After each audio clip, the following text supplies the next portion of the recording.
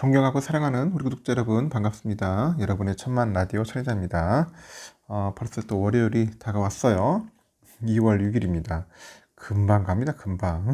여러분 또 월요일 아침을 맞이해서 또 여러분과 저하고 또 파이팅 넘쳐야겠죠. 오늘 하루도 여러분들에게 기쁜 일이 즐거운 일이 가득했으면 좋겠어요. 아침에도 출근하려니까 상당히 힘들겠지만은 어쩔 수 없습니다. 열심히 또 하셔야 돼요. 시드머니도 많이 모아야 하고 저축도 해야 할 테고 가정에 또 쓸 돈도 많이 또 벌어야 하지 않겠어요. 먹고 사는 데 들어가는 비용이 좀 많더라고. 지출되는 비용. 요즘 물가가 좀 많이 올라가지고 고물가 시대에 참 힘들게 살고 있습니다. 경기 상황은 좀 좋지 않던데 물가는 계속 올라가가지고 본인도 좀 당황스럽더라고요. 하여튼 우리 슬기롭게 잘 극복했으면 좋겠습니다. 스티브 잡스가 살아생전에 직원들한테 남긴 이야기들이 있더라고요. 우리 잡스 형이 또 무슨 이야기를 했는지 한번 제가 잠시 봤어요. 여러분이 정말 성공하고 싶다면은 자신의 일을 열정적으로 한답니다. 열정적으로 해라. 그래야만이 반드시 그래야만이 한다. 뭐 그런 뜻인 것 같아요. 반드시 그래야만 한다. 그리고 또 그 일을 사랑하랍니다. 사랑을 해라. 열정만 있어서도 안 된대. 열정은 언젠가 식기 마련이야. 식기 마련이다. 일을 사랑하면서 즐길 수 있어야 한답니다. 즐길 수 있어야 한다. 참 힘들죠. 제가 항상 늘 표현하지만 여러분들 즐겨야 한다고. 사랑하면서. 만약에 여러분이 그 일을 사랑하지 않는다면은 그 일을 하는 게 즐겁지 않다면은 금방 포기하게 될 거라는 겁니다. 포기합니다. 그래도 많이 떨어져 나가더라고. 쉽게 포기하죠. 그래서 대부분이 성공을 못하는 이유이기도 한다고 하네요. 성공한 사람들과 이 성공하지 못한 사람들의 가장 큰 차이가 뭔지 알겠습니까, 여러분들? 그 이유가 뭘까요? 성공한 사람들은 힘든 시기에도 그 일을 사랑했다는 거야. 그렇지 않은 사람들은 사랑하지 않았던 거지. 천혜장은 너무나 사랑해, 삼성전자를. 이게 참 어떻게 보면은 독이 될 수도 있겠지만은 너무나 사랑합니다. 이를 사랑한다는 것은 굉장한 동기부여를 줘요. 그 힘듦을 잊고 희망을 바라볼 수 있게 만들게 해주잖아요. 그래서 사랑해야 돼. 그러니 여러분이 정말 성공하고 싶다면은 일을 사랑하고 즐기셔야 합니다. 그게 전부야. 응? 투자도 마찬가지야. 투자도 좀 사랑해야 돼. 사랑해야지만이 여러분들 이렇게 뭔가 끈기게 하는 거지. 사랑하지 않으면은 금방 포기한다니까. 그냥 팔고 가는 거예요. 스티브 잡스는 자신의 브랜드인 그 애플을 그저 돈을 벌어다 주는 사업 정도로 생각하지는 않았던 것 같아요. 그게 삶의 일부였고 엄청난 열정과 사랑을 애플이란 기업을 위해 쏟아낸 겁니다. 그래서 혁신이라 불릴 만큼 엄청난 아이디어가 담긴 상품들을 이제 만들어낼 수 있었던 거고요. 우리는 그런 존경스러운 그를 바라보면서 이 동기부여가 올라오지만은 한편으로 보니까 내 현실을 바라봤을 때 그런 일 자체를 사랑한다는 것은 불가능한 이야기처럼 느껴지는 것 같습니다. 심지어 지금 이 일을 사랑하라고 내가 왜? 하면서 이제 불쾌감을 비칠 수도 있을 거예요. 그런데 여러분도 분명히 알고 있을 거예요. 성공하기 위해서는 꿈꾸는 삶을 살기 위해서는 일을 사랑해야 하고 일에 미쳐야 하는 거야. 사랑하고 미쳐야 돼. 그렇지 않으면 성공하기 힘들어, 여러분.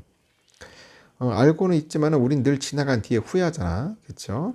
아, 그때 그만두지 말걸. 조금만 더 열심히 했더라면. 지금 학교 다니면 내가 진짜 열심히 공부할 텐데. 이런 말들 많이 하지 않습니까? 지금 또한 당신은 여러분들은 그때와 같은 생각일 거예요. 지금 이 일은 내 일이 아닌 것 같고 뭐 재미도 없고 지루하고 따분하고 그냥 쉬고 싶을 것 같습니다. 하지만은 지금 하는 일이 내 삶에 또 한 번의 기회가 주어진 것이라면 어떻게 할 거예요, 여러분? 어떻게 할 겁니까? 과거의 후회를 교훈 삼아 가지고 내게 주어진 일에 열정과 사랑을 쏟으면서 삶을 바꿀 것인가 한번 보시는 거예요. 이건 내일이 아니야 라면서 그때처럼 또 미루고 다 늙은 뒤에 또다시 후회할 것인가 한번 생각해 보라는 겁니다. 선택은 여러분의 몫이야. 지금 삶이 마음에 안 든다면은 한 번은 다른 생각을 가져야 하지 않을까 생각을 합니다. 그러니 지금 하는 일에 도끼 품고 한번 뛰어들어 보세요. 열정을 갖고 사랑을 해야 합니다. 그런 간절함으로 일을 한다면은 여러분은 분명 원하는 건 뭐든 다 이루어지지 않을까? 저는 그렇게 생각을 해봐요. 한번 제 이야기 여러분들 꼭 귀담아 듣고 실천하셨으면 좋겠습니다. 또 삼성의 이야기를 한번 해볼까요?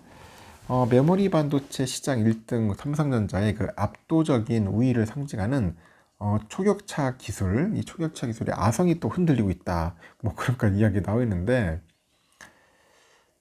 왜 그럴까? 또 미래 먹거리로 점찍은 그 파운드리 사업이죠. 이 사업은 어깨일이 그 대만 TSMC의 격차를 접히지 못하고 있고, 차세대 메모리 기술은 개발 속도가 느려지는 반면에 후발주자들은 그 추격이 거세다.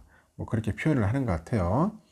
언론애들은 상당히 삼성전자를 좀 힘들게 만드는 것 같습니다. 표현들을 보니까 아주 괴로워하는 삼성전자를 만드는 것 같아. 억지로. 이에 삼성은 차세대 제품 개발을 위한 그 투자 확대에 나섰는데 올 연말 평택 4공장의 그 외관 공사 마치고 내년 상반기부터 메모리나 파운드리 최신 공정을 생산하는 그런 복합 팹으로 이제 운영이 합니다. 또 요즘 최근에 돌풍을 일으키고 있는 인공지능 AI 챗봇 챗 GPT 이거와 관련해서 고성능 고용량 메모리 개발에도 속도를 낼 것으로 전해졌습니다. 삼성전자는 올 연말 그 피퍼의 아까 공장 사업 네 번째 공장이라는 거죠. 피퍼의 외관 공사를 마칠 것으로 예상되는데 뭐 클린룸 설치, 그 다음에 장비 투입, 시제품 양산, 생산 이런 순으로 이제 가공 전 준비 작업을 일정을 감안하면은 내년 상반기 처음 가동될 것 같아요. 피퍼는 그 3공장 P3와 같이 메모리 파운드리 최신 공정을 생산하는 복합 팹으로 운영될 것으로 알려져 있는데 경기 침체 여파로 착공 일정이 당초 계획보다 미뤄지긴 했어요. 5공장과 6공장이 세워질 부지도 마련한 상태고 약 170억 달러 정도 규모의 미국의 텍사스주죠. 텍사스주 테일러시 소재의 그 이 파운드리 공장 구축을 위한 클린룸 그 설비도 이제 발주됐다고 합니다. 그래서 4나노미터 공정을 양산할 이곳은 2024년에 하반기 가동할 예정인데 이렇게 경기 불황에서도 삼성전자는 올해 시설 투자 규모를 지난해와 비슷한 수준으로 집행을 했고요. 이 설비 투자 내에서 R&D 투자 비중은 더 확대됩니다. 주력인 반도체 사업에만 연 투자액의 90%가량이 이제 집행된 만큼 올해 투자도 반도체 부분에 집중될 것 같습니다. 당장 실적 악화의 차세대 제품 개발을 위한 투자를 줄이다가는 경쟁에서 밀릴 수 있다는 판단이 있는 것 같은데 아울러서 챗 GPT로 대표되는 그 AI 산업의 급성장과 차세대 D램 규격인 DDR5죠. 이 DDR5를 지원하는 인텔의 차세대 서버용 중앙처리 장치 있어요. CPU.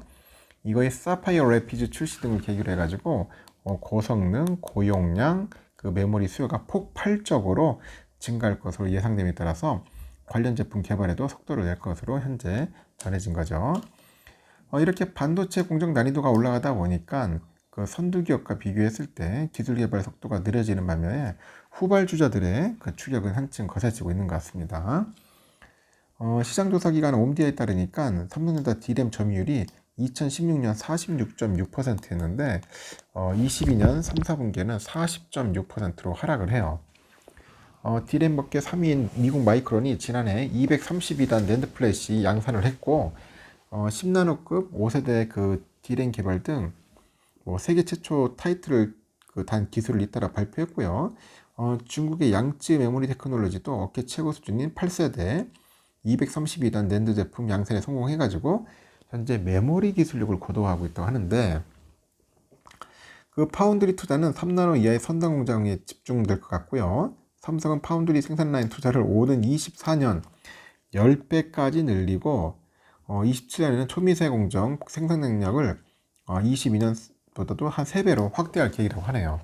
현재 3배 이상 벌어진 TSMC의 그 시장 점유율 격차를 좁히는 게 급선무라고 합니다. 그래서 지난해 6월 TSMC를 제치고 세계 최초 3나노 공정 양산에 성공했는데 이 수율 안정성을 기반으로 해서 생산 효율은 TSMC가 여전히 한 수위다.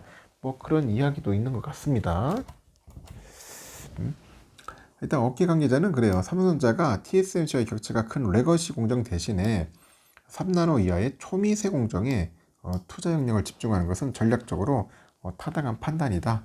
그렇게 이제 평가를 하는데 차세대 기술인 그 게이트 올라운드를 먼저 적용한 삼성자가 고객사가 이전 만족할 수 있는 수준으로 그 수요를 끌어올릴 수 있는지가 관건이 될 거이다. 관건. 그러니까 수요를 끌어올려야 돼. 이게 관건이 되는 거야. 제가 볼 때는 GAA로 충분히 가능할 것 같아요. 일단은 메모리보다 시장이 더 큰 그 팹립스, 그 파운드리 등 한국의 비메모리 경쟁력은 대만이나 미국에 크게 뒤처지고 있다. 그래서 뭐 이렇게 뭐 대학 교수가 얘기를 하긴 하더라고요. 뭐 투자세 공제 확대나 법인세 인하 등 이런 파격적인 세제 혜택뿐 아니라 첨단 산업 인재 육성을 가로막는 규제를 완화하는 그런 국가 지원책이 절실히 필요하다는 겁니다. 절실히 필요하다. 응? 국가에서 도와줘야 돼요.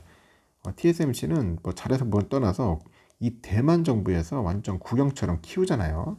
전폭적으로 지원해줘야 한다고. 그렇지 않으면 삼성도 좀 힘들 수밖에 없다. 그런 이야기인 것 같습니다. 삼성전자가 잘 이겨냈으면 좋겠고요. 셀카 사용자를 위해서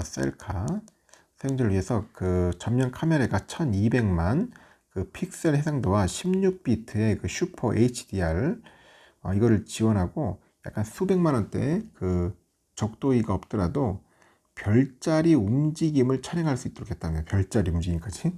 야, 대단하죠. 삼성전자 그 MX 사업부의 그 조성대 그 팀장이 미국의 샌프란시스코에 가가지고 갤럭시 S23 언팩 행사에서 그 기자들과 만나가지고 갤럭시 사용자들과 직접 이야기를 나눠서 인사이트를 얻었다고 합니다. 이를 토대로 해가지고 S23 울트라 카메라의 솔루션을 개발했다. 그래서 별자리까지 찍을 수 있다는 겁니다. 대표적인 것이 셀카 사용자를 위한 전면 카메라의 대표적인 업데이트라고 하는데 익스퍼트 로는 1200만화소 16비트, 프로모드는 1200만화소 12비트를 각각 지원을 한다고 하네요. 픽셀은 그 이미지를 이루는 점이죠. 그 통상 컬러 이미지는 픽셀당 8비트야, 8비트. 그만큼 S23에는 그 픽셀에 담긴 정보 양이 많다는 거지. 정보 양이 많다. 그래서 조부 사장이 이제 픽셀 숫자가 낮으면은 보정을 할 기회에 그 정보가 상실이 된답니다. 상실이 돼가지고 이미지가 잘 깨진답니다. 이미지가 잘 깨진다. 그래 화소수 비트수를 높여가지고 셀카 이미지를 보정해도 원본과 같은 높은 품질을 유지할 수 있도록 했다고 합니다. 그래서 소셜미디어에 셀카 후에 보정에 올리는 사용자들이 늘다 보니까 이 풍부한 정보를 제공하려고 한 대목이라고 하네요. 이어서 그는 대상을 인식하는 인공지능 엔진이 들어가 있다고 하죠. 이를 통해서 전경과 배경의 선명도를 별도로 조정할 수 있다고 합니다. 그리고 종전에는 인물 클로즈샷을 찍으면 배경에 포함된 그런 안경테 등이 배경처럼 인식이 돼가지고 뿌옇게 처리가 됐는데 S23 울트라에는 이런 현상이 없다고 합니다. 아울러서 철저한 수요 조사를 토대로 해가지고 그 셀카에 웜톤 기능을 적용해서 웜톤 따뜻한 그런 기능인가 봐요. 그 S22에는 내추럴 모드가 기본 적용되는데 23에는 따뜻한 톤을 좋아하는 수요자에 맞춰가지고 웜톤을 기본으로 했다. 그래서 색 온도가 따뜻하게 느껴진다. 피부톤하고 질감이 부드럽게 보이길 희망하는 소비자 취향에 맞췄다고 합니다. 외신들이 가장 주목하는 기능은 별자리 움직임을 촬영할 수 있는 전체 모드라고 하네요. 전체 모드. 그래서 별자리는 최소 4분간 노출해가지고 촬영해야 하기 때문에 수백만 원대 적도의가 필요한 데다가 여기 또 설령 찍더라도 이 배경마저 움직여서 나중에 따로 합성을 해야 하는데 하지만 삼성은 인공지능을 통해 가지고 고가 장비 없이도 별자리를 촬영할 수 있다고 했네요. 개발 단계에서 제대로 작동하는지를 파악하고자 별자리 동호회 등을 통해서 확인 작업을 거쳤다고 합니다. 그래서 23 울트라의 카메라는 영화 업계에서도 호평을 받아요. 리들리 스콧하고 나홍진 감독이 S23 울트라로 영화를 촬영했대요. 후면 카메라는 2억 화소 센서하고 화각이 넓은 f1.7 조리개를 장착했는데 또 빛이 적은 저조도 상태에서도 자동으로 화소수를 낮춰가지고 약간 빛을 빨아들이려고 했습니다.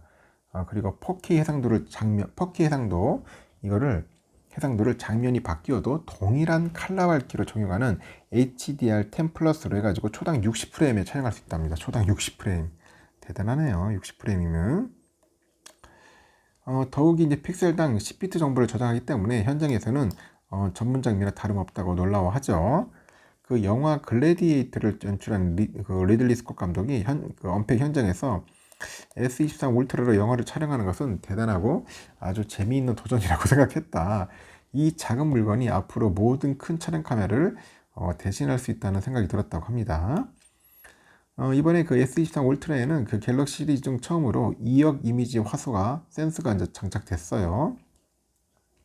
또 어두운 곳에서는 더 많은 빛을 받을 수 있도록 2억 개 픽셀을 한 16개씩 묶어가지고 1200만 화소로 자동 전환해서 촬영해주는 어댑티브 픽셀 기능을 탑재했고, 이 밖에 손떨림 그 보정을 위해서 카메라가 빠른 속도로 움직여서 위치를 잡는 이른바 보정 OIS죠.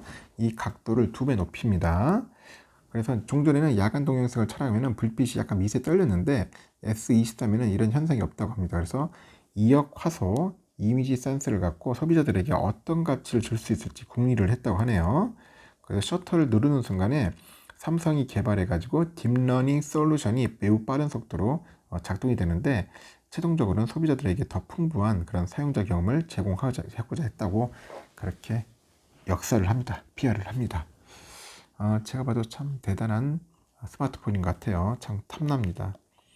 관심 있는 분들은 한번 구매하시기 좋을 것 같아요. 이번에 보니까 중국의 그 성장세가 이제 정점을 찍고 이제 내리막길을 갖고 있는 것 같아요. 내리막길을 이제 걷고 있는 우리 이제 피크 차이나, 이 피크 차이나 현상에 대한 그 대안으로는 어디냐? 인도가 떠오르는 것 같아요. 인도가 떠오르고 있다. 삼성전자, 현대차, LG전자, 포스코 등 이런 국내 기업은 물론이고요. 애플 등 글로벌 기업들도 이제 사업의 무게중심을 현재 인도로 가고 있답니다. 옮기고 있다고. LG전자는 최근에 그 인도 푸네 공장에 약 20억 루피를 투자를 해가지고 양문형 냉장고 라인을 증설했어. 양문형 증설을 해가지고 신규 라인에서는 약 연간 10만 대 정도를 생산할 수 있다고 합니다. 그동안 LG전자는 푸네 공장에서 1도어죠. 그 냉장고랑 투도어 냉장고, 상냉장, 하냉장, 냉동고를 생산했는데, 최근 인도 시장에서 저가인 1도어 시장 대신 2도어 시장 비중이 점점 커지자 생산 라인을 증설을 하는 겁니다. 삼성전자 역시 인도 공략을 강화하는데, 특히 최근 전 세계 2위 규모의 스마트폰 시장인 인도에서 신제품 갤럭시 S23 시리즈를 내세워가지고 1위를 하겠다는 목표를 이제 밝혔어요. 포스코도 성장 잠재력을 보유한 인도 지역에 대한 투자를 진행 중입니다. 추진 중이고, 이에 앞서서 현대차도 28년까지 400억 루피를 투자해가지고 전기차 관련 연구 개발과 인프라스트럭처를 확장하겠다고 인전 밝혔죠. 기업들이 이처럼 인도에 주목하는 것은 인도가 생산 기지이자 소비적 역할을 동시에 담당할 수 있기 때문인데, 14억 인구를 보유한 그 인도는 올해 중국을 제치고 세계 1위 인구 대국 자리에 오를 것 같아요. 이제는 여러분들 세계 1등 인구는 인도야. 인도. 이전 중국이 아닙니다. 이젠 인도가 1등이다. 한국은행은 그 인도 경제 현황과 성장 잠재력, 리스크 평가 보고서에서 서방 국가와 중국, 러시아 사이 갈등으로 글로벌 공급망에서 중국 역할이 축소되면서 인도가 반사효과 수혜를 볼 것으로 예상된다고 합니다. 미국 기업을 중심으로 해가지고 인도로 생산기지 이전이 뭔가 가속화될 가능성이 있다고 하는 것 같은데, 인도는 올해까지 3년 연속 연 6% 넘는 고도 성장을 이어갈 것 같아요. 6%. 와, 대단하죠? S&P 글로벌은 지난해 11월 보고서에서 2021년부터 2030년까지 약 10년 동안 인도 경제는 연평균 6.3%씩 성장을 해가지고 일본, 독일을 제치고 세계 3위 경제 대국이 될 것이다. 그렇게 전망을 하는 것 같아요.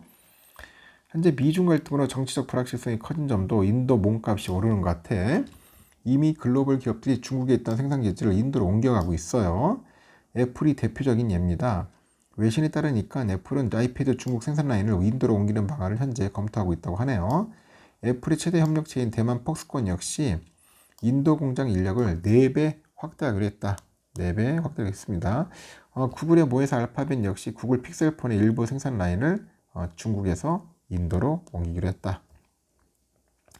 인도 경제가 고성장할 가능성을 고려해가지고 적극적으로 인도 진출을 모색해야 한다고 하죠. 한국은행 그렇게 이야기를 하는데 성공적인 진출을 위해서는 먼저 진출한 서방 기업과 정부 규제, 비친화적인 기업 환경에 대해서 대비도 필요하다. 그런 얘기도 합니다.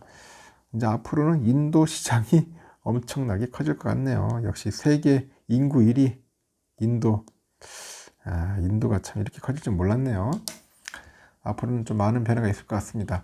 삼성도 이제 인도 쪽에다 엄청난 투자를 많이 할 것 같아요. 인도 시장 무시할 수 없습니다. 일단 여기까지 하겠습니다. 여러분 좋은 하루 보내시고 오늘도 재미있고 즐거움이 가득하길 진심으로 소망합니다. 감사합니다.